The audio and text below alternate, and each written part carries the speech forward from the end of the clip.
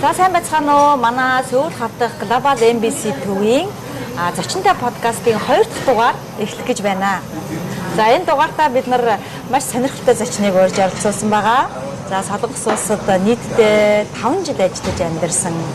Эргээд ном Солонгос улсад ирэхтэн барьж авлаа гэдэг шиг.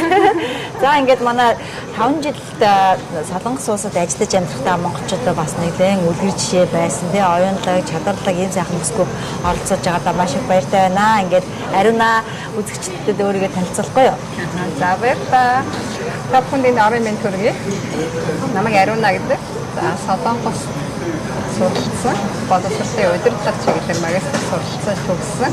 За тэгээд нийт 5 жил амьдрах хугацаанд бид нар оюутнууд судлаач төгсөгчд нийлээд хамтдаа монголчуудад зориулсан одоо арга хэмжээг семинарыг зохион байгуулдаг байсан. Хэдэн онд байлаа ерөнхийдөө? 2016 онд ирээд 2021 онд суралцсан. Ер нь байнга ирж гин үгүй? Монгол хашаад одоо сая 3 жилийн дараа ирж байна. 21 онд буцсан.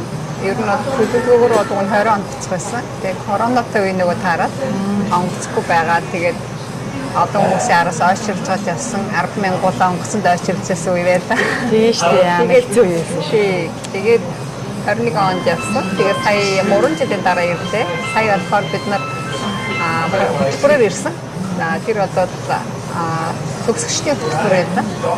Солонгосын засгийн газрын сэтгэлгээр төгссөн төгсөгчдийн урдлагатай хөтөлбөр байж тэгээд тэр хамрагдаад ирсэн. Тэгээд Солонгосын сүүлийн үеийн одоо дамжуулт хөгжлийн түүхээс нэлээд суралцсан хэд он маш завгүй өдрүүд байлаа, маш гоё хөтөлбөр байлаа сая.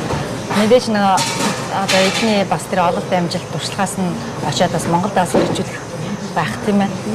Одоо ер нь Монголд ямар ажил хийж байна? Ер нь бол одоо Солонгос улсад байж байгаа. Эргээд эх орондоо очиход ер нь хэр их боломж байна. Энд байгаа залуучуудаас юу гэж уриалмаар байна? За би болохоор ер нь төлөвлөжсэн. Сая сүүлд Солонгост ирэхээс өмнө одоо ер нь нэг удахгүй сургуулаа төгсчөөд за дэрнэ гэдэг төлөвлөгөөтэй байдаг. Ер нь 3-4 жил болно гэж бодож байсан. За тэгээ коронавитой тусахад 5 жил болоод болсон. Тэгээ ер нь хүн бол би ингэж хараад хүн ер нь яг зорилгоо тодорхойлох хэрэгтэй. Юг амжуулаад юг яах юм те цаг хугацаа одоо хязгаар байхгүй шүү дээ. Бид нар өөрсдөө амжуулах бол тэгэхээр хугацаа тавьж өгөө тэр хугацаанд өөрийнхөө амжуулах зүйлүүдийг амжуулаад тэгээд дараачихаа зорилго руу явах хэрэгтэй юм шиг надад санагддаг. Тэгээд би бас магистрийн хөтөлбөртөө ерөөсөө нөгөө уралдааны мөр шиг явсан. Ерөөсөө одоо хэдэн кредитийг сургуулиудад хийсээд юм бичээд тийш төгснө гэдэг. Яг төгсдөг манай багш хамгийн хурд нь төгссөн гадаад оюутан шүү чи гэж хэлчихсэн. Тэгэхээр аль болох бид нар цаг хугацааг бас ашиглах хэрэгтэй. Эндээс сурч чадах зүйлээ сураад тэгээд бид нар бас нэг залуучуудын холбооны юу бодоод саммит гэдэг арга хэмжээ бодоод тэгээд юм дээр би яг нэг илтгэр тавьж таараад тэрэн дээр яг юмнаас судлаад үзэхээр бүгдээрээ бид нар энд ирж гадаад оронд ирж байгаа шинэ зүйлийг сураад мэдээд тэрийг эх орныхоо хөгжил хөрөнгө оруулахыг зорддог тийм. Тэгэхээр тэр зорилгоо ерөөсөө марцлахгүйгээр аль хугацаанд бүгдийг амжуулаад эх орныхоо хөгжил багш болоход хувь нэмэр оруулах нь зөв болов гэж шаарддаг юм да. Ер нь бол хэдийд мэдээж одоо хүний нутагт бол хүн хагас жаргадаг тий.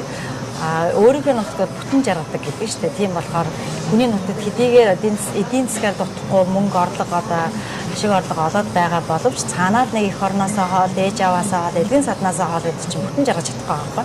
Тэгэхээр ер нь бол залуучууд мэдээж тодорхой хэмжээнд байж байгаа эх орондоо очихыг бодож байгаа. Гэтэл яг одоо эх орондоо очиход бол боломж нь хэр байна ер нь чиний нүдээр? Ер нь бол бид нар энд зорилго нь тийм ээ эдийн засгийн хувьд чадвартай болох гээд ирсэн тийм ээ. Тэгмэд тэр зорилгоо биелүүлсэн хүмүүс бол аль болох эрт очиж өөрийнхөө байр суурийг олох хэрэгтэй гэж зөвлөмөр юм та. Яг хоёр орны хувьд бол нэлээд ядгатай зүйл байгаа. Сургад ч гэсэн тэгдэг. Сурцсан агуулга хүртэл өөр байдаг.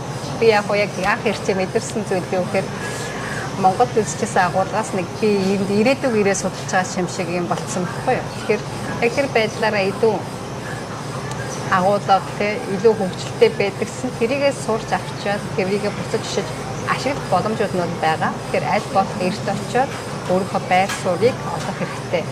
Одоо чи ингээд контентуудыг үзэж яхад маш чадвартай хүмүүс ингээд энд өөр ажил хийгээд байж байна. Тэгээд тэгэнгүүт амар харамсалтай санагдаж байгаа байхгүй. Тийм шүү дээ. Янз бүрийн мэргэжлийн залуучууд одоо яг мэргэжлийнхээ ажлыг орхиод л ерөөсөө Олимп явж байгаатай холбоотойгоор спортын амжилт гаргахаар хүмүүс маань энд ингээд өөр ажил хийгээд өөр зүйл цаг хугацаагаа зарцуулаад байна гэдэг маань бидний хувьд амар харамсалтай зүйл байхгүй. Тэгээд эдгээр гоё амжилтуудаа гаргах хүмүүс.